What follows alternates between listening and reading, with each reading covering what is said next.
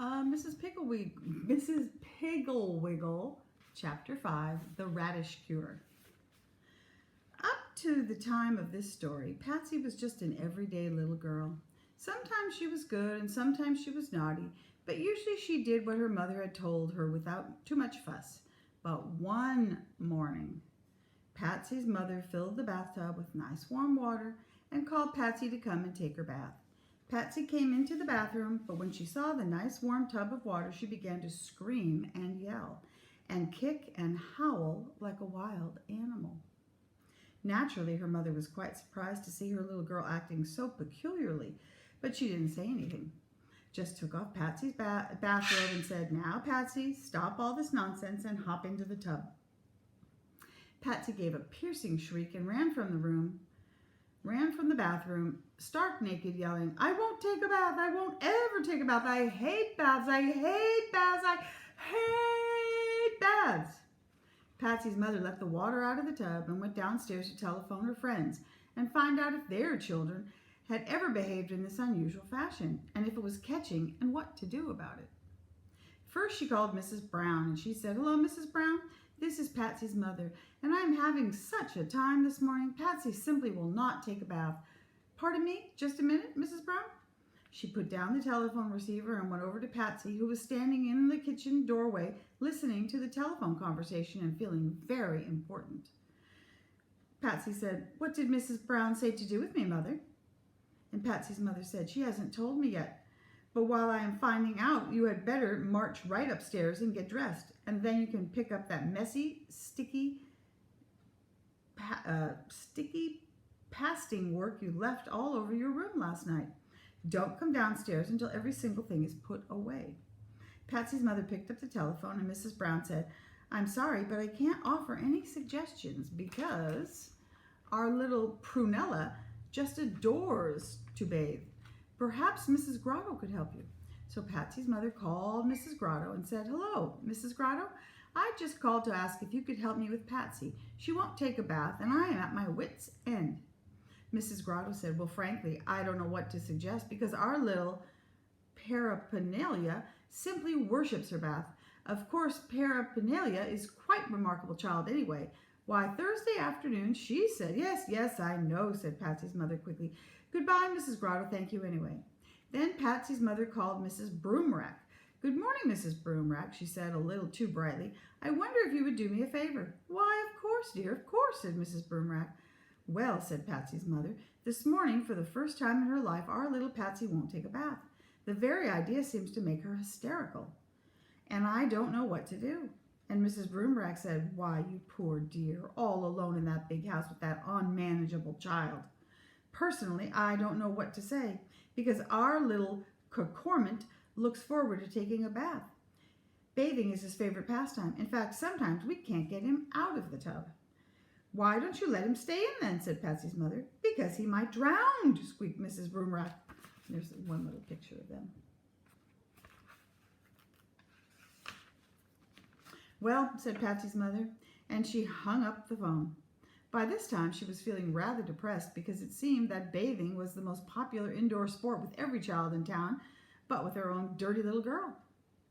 In desperation, she decided to call Mrs. Pigglewiggle. She should know about children, thought Patsy's mother. She certainly has her house crawling with them day and night. It certainly was fortunate for Patsy's mother that she thought of Mrs. Pigglewiggle, because although Mrs. Pigglewiggle has no children of her own, she lives in an upside-down house, and she understands children better than anybody in the whole world. She is always ready to stop whatever she's doing to have a tea party. She is glad to have children dig worms in her petunia bed, and she has a large trunk full of scraps of old doll clothes and another trunk full of valuable rocks with gold in them. And she is delighted to have the children pick up and look at all the little things which she keeps on her tables. And when Herbert Prentice drops the glass of ball that snowed on the children when you shook it, she said, "Heavens, Herbert, don't cry. I'm so glad this happened. For years and years I have wanted to know what was in that glass ball." Mrs. Pigglewiggle takes it for granted that you will want to try on her shoes and go wiggling around on high heels, which is probably why she was not at all surprised when Patsy's mother told her about the bath. "I suppose we will come to that sooner or later," she said. Well, from my experience, I would say that the radish cure is probably the quickest, most fasting, and most lasting. The radish cure? Said Patsy's mother. Yes, said Mrs. Piggle Wiggle. The radish cure is just what Patsy needs. All you have to do is buy one package of radish seeds. The small red brown ones are the best, and don't get that long white icicle type. Then let Patsy strictly alone as far as washing is concerned for several weeks. Oh. When she has about a half an inch of rich black dirt all over her, after she is asleep at night, scatter radish seeds on her arms and head. Press them in gently and then wait. I don't think you will have to water them because we are in this rainy season now, and she probably will go outdoors now and then.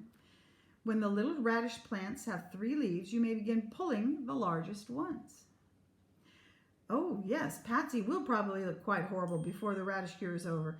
And so if you find that she is scaring too many people or her father objects to having her around, let me know, and I'll be glad to take her over here.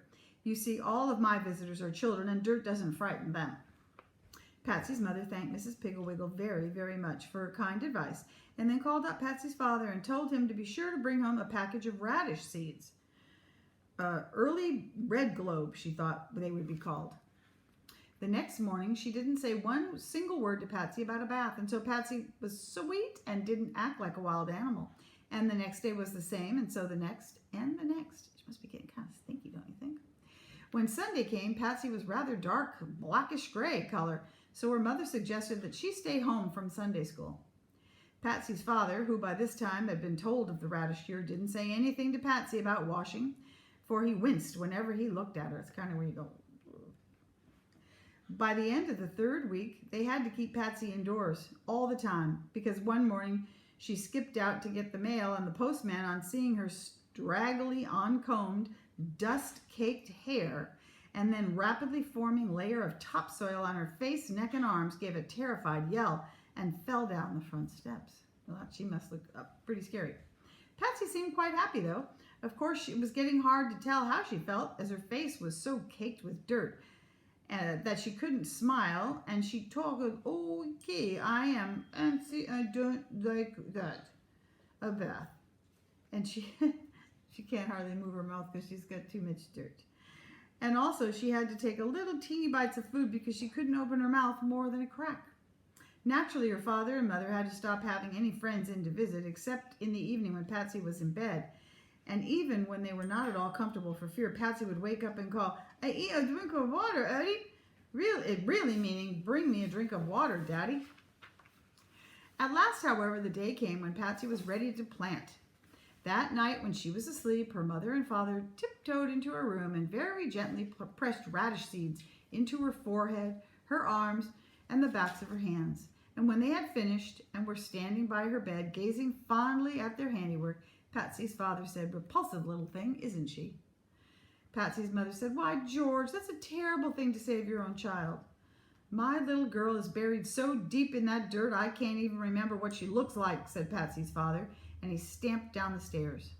The radish cure is certainly hard on the parents. Quite a few days after Patsy awoke one morning, there were on the back of her hand, in fact, and on the backs of both of her hands, and on her arms, and on her forehead were green leaves. Patsy tried to brush them off, but they just bent over and sprang right up again. She jumped out of bed and ran downstairs to the dining room where her mother and father were eating breakfast. Okay, look, at their ends, she squealed. And her father said, behold, the bloom of youth. And her mother said, George, and then jumped up briskly and went over to Patsy and took a firm hold of one of the plants on her forehead and gave it a quick jerk.